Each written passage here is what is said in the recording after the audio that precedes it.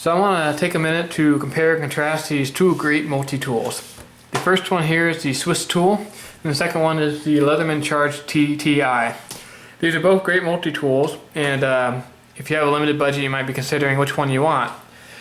There are definitely some pros and cons to each one. I'm going to walk you through them right now. The Swiss Tool is a great multi-tool. It's all stainless construction, so it's going to last a very long time. And it weighs in about 7.4 ounces, which is a pretty good weight for a multi-tool. It's not too heavy, not too light. You get a very capable tool for the package weight that you're getting here. The Charge TTI, on the other hand, weighs about 8.5 ounces. While it's a little heavier, it doesn't feel heavier. When you pick it up, it feels like, about the same weight, which, numbers can say one thing, but feel is really ultimately what you need to go by. So I say weight, they're about equal. Both right there where they should be, medium duty multi-tools in my mind. One of the biggest things I don't like about the Swiss Tool is there's no pocket clip that you can mount to the outside. You can't mount it on either end. There's just no way to mount a pocket clip. I suppose you could jerry rig something up, but out of the box there's no good way to do it. That's one of my favorite things about the Charge, Wave, or Surge series from Leatherman, is you can get the additional pocket clip, which is my preferred way to carry it. You get rid of the bulk of the bulky case, and it sits right at the top of your pocket, snugged up against your leg, not banging around, and ready for use whenever you need it. Not have to go fishing around for it. One of the great things about the Swiss Tool compared to Leatherman is while the Leatherman has some tools accessible from the outside, the Swiss Tool has all of its tools, except for the pliers, accessible from the outside. Let's go ahead and take a look at what the Swiss Tool has to offer, and then we'll compare it to the Leatherman.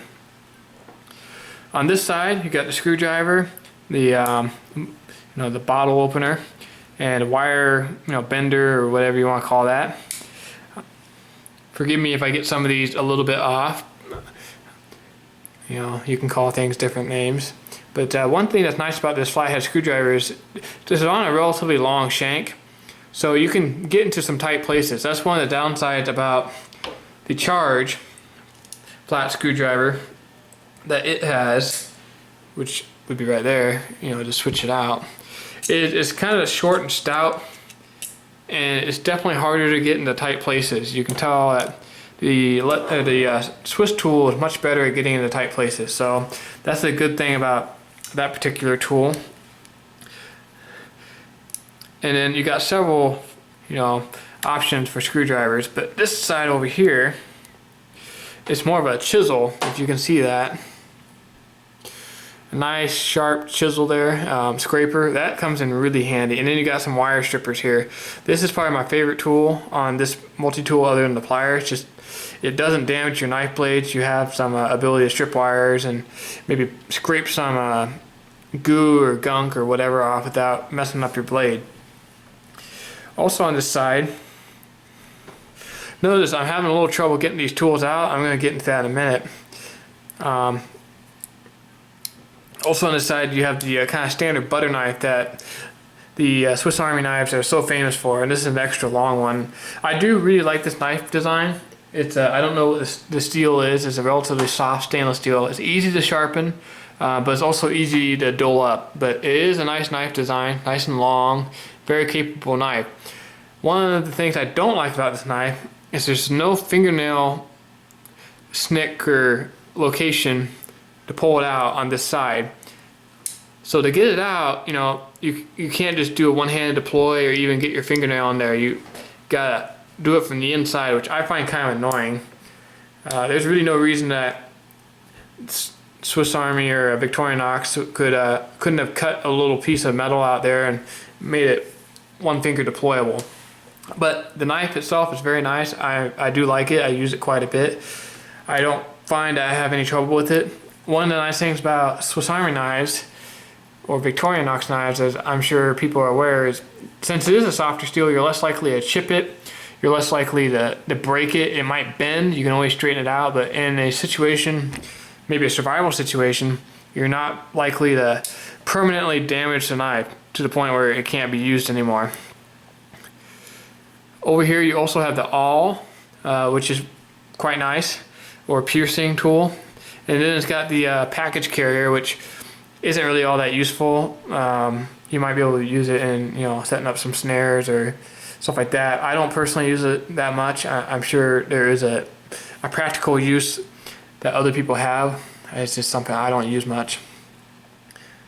And then in here you also have a saw, and it is a very capable saw. I have cut through some branches with it. The Leatherman saw is a little bit thicker. I find this thinner saw is not really flimsy, and it doesn't have as much friction when you're trying to take it through wood because there's not as much surface area to fight against the wood. So I actually like the saw quite a bit. On the other side here, we have an excellent Phillips head screwdriver. Again, nice long shank, which the Leatherman does not have. So that's a big win for Swiss Army over the Leatherman. All their screwdrivers have a nice long shank. While the bits are not interchangeable, I feel that they did a really good job with the bits they did provide. And you're not going to lose these bits.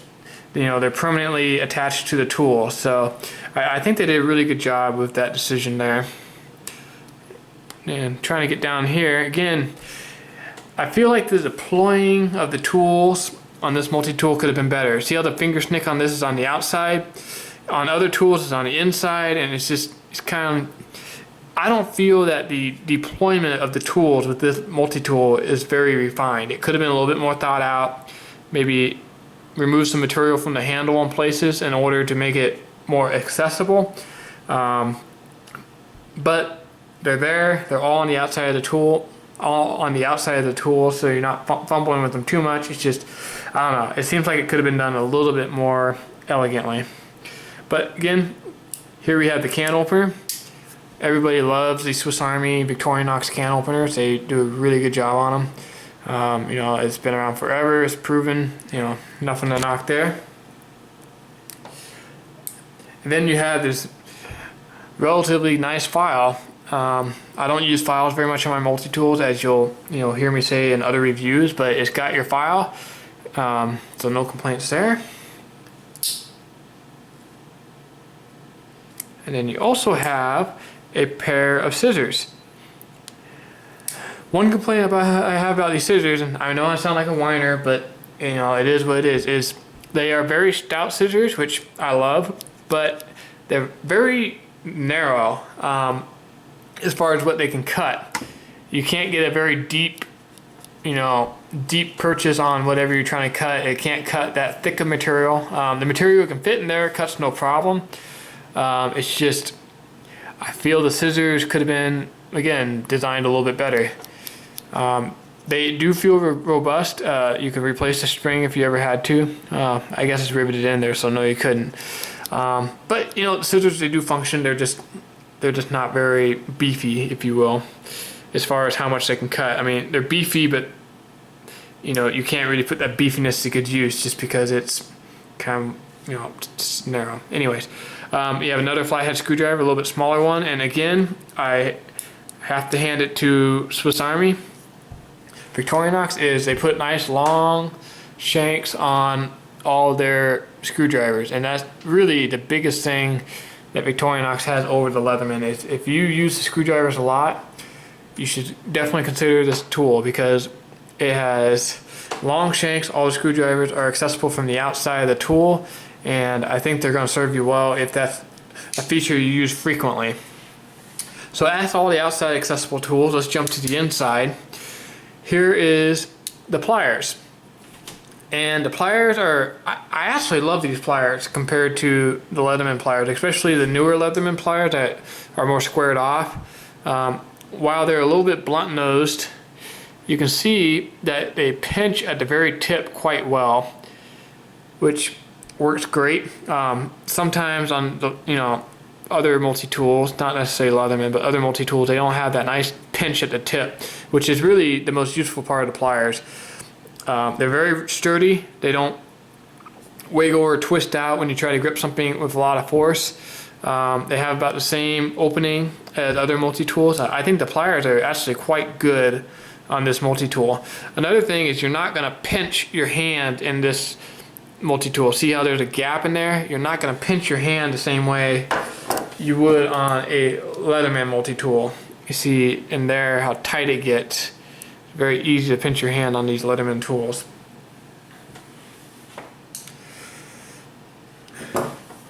So that's what I really like and don't like about the Swiss tool. I think the pliers are great.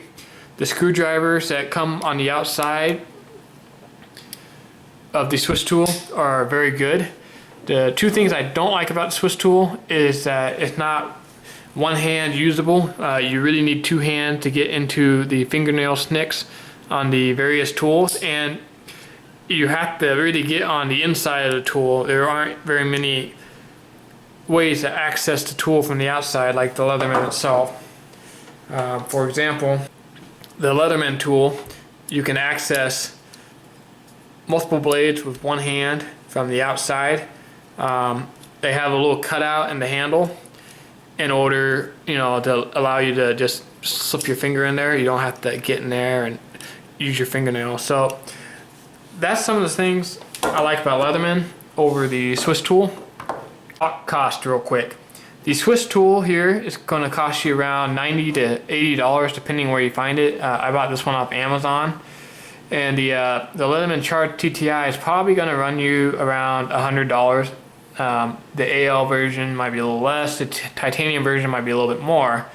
However, the nice thing about the Charge version or the Charge setup is if you like the style and you're on a budget, you can always go with the Leatherman Wave, which is, in my mind, just as capable of a multi-tool for less money. The materials aren't quite as high a grade, but I think overall the build quality is just as good, and it's probably going to last you just about as long. You might have to sharpen the blades a little bit more frequently, but all in all, it's just as capable of a tool. But for this price point, the Swiss tool is a little bit less expensive when you're talking the premium level multi-tools for these brands. The Leatherman Charge TTI with the titanium scales is a little bit steep. I've seen it go over $120 depending on which variant you get. So not a super cheap multi-tool, but if you use screwdrivers a lot and you use the pliers a lot and you're not really too concerned about one-handed deployment or a pocket clip, the Swiss tool is really a really nice multi-tool. I would highly recommend it. It's everything's smooth. It's a very smooth, slick multi-tool. The way it locks is very nice. You got individual finger locks for each tool. It's a really nice multi-tool. I'd highly recommend it, especially if you don't need a pocket clip. The pouch that comes with it has an excellent belt loop on it. So the Swiss tool is a very nice tool. These two multi-tools come with two very different types of cases. The Swiss tool comes with a more streamlined traditional type pouch. It has a belt loop on the back and is just a traditional slim leather pouch. It's made of high quality leather. I like the rivets in the back. It's a nice touch. The one thing I don't like about this pouch is there's no snap.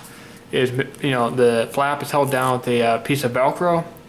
It's a good piece of Velcro, but all Velcro wears out over time. And I feel a more traditional feel, which is what I think they were going for, would have been to have a snap on the flap. Inside, the Swiss tool fits very nicely. It slips right in and out, but there's no additional pockets anywhere on this pouch, which can be really nice for a multi-tool if you have a few things that you want to bring along with your multi-tool. The Leatherman Charge case, in comparison, has several outside pockets. You have one here for a flashlight or pen or bit extension. You have one at the bottom.